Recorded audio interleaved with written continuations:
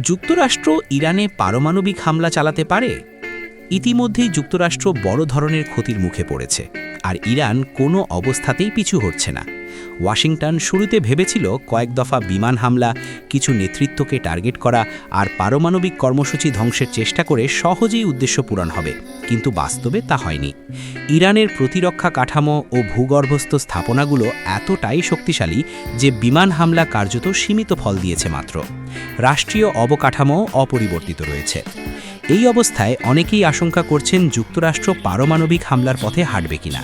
তবে বাস্তবতা হলো, পারমাণবিক অস্ত্র ব্যবহার মানে পুরো মানব সভ্যতা ঝুঁকিতে ফেলে দেওয়া। দ্বিতীয়ত, যুক্তরাষ্ট্রের মিত্ররা পর্যন্ত এতে সাই দেবে না, কারণ পারমাণবিক হামলা মানে এমন আঞ্চলিক বিপর্যয় যা মধ্যপ্রাচ্যের বাইরে বৈশ্বিক অর্থনীতি ও নিরাপত্তাকে নাড়িয়ে দিবে।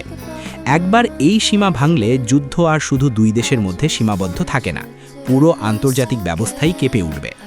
তৃতীয়ত, যুক্তরাষ্ট্রের কৌশলগত লক্ষ্য ছিল ইরানকে দুর্বল করা, শাসন পরিবর্তন ঘটানো এবং তাদের পারমাণবিক ও ক্ষেপণাস্ত্র কর্মসূচি থামানো।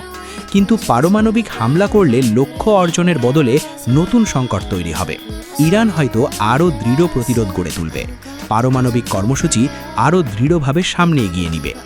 ইতিমধ্যেই ইরানে বড় মাত্রার ভূমিকম্প দেখা দিয়েছে, যা থেকে অনেকে ধারণা করছে ইরান পারমাণবিক টেস্ট করেছে। দ্বিতীয় বিশ্বযুদ্ধের পর থেকে এক ধরনের আন্তর্জাতিক অঘোষিত নীতি তৈরি হয়েছে। পারমাণবিক অস্ত্র থাকবে, কিন্তু তা ব্যবহার করা যাবে না। এটাকে বলা হয় নিউক্লিয়ার ট্যাবু।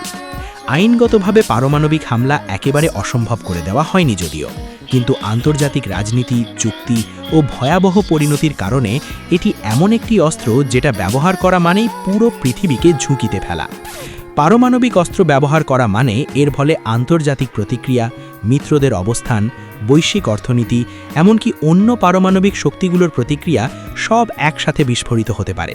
তাই কোনো মার্কিন প্রেসিডেন্ট হোক ট্রাম্প, তিনি যতই কঠোর বা অপ্রত্যাশিত হন না কেন, এই সিদ্ধান্ত নেওয়ার আগে কয়েকশো বার হিসাব করতে বাধ্য হন। আর যুক্তরাষ্ট্র যদি প্রথমে পারমাণবিক হামলা চালায়, তাহলে সেই মুহূর্তেই বিশ্ব রাজনীতির ভারসাম্য ভেঙে যাবে। অন্য শক্তিগুলো যেমন রাশিয়া বা চীন এই পরিস্থিতিকে সম্পূর্ণ নতুন মাত্রায় নিয়ে যেতে যাবে।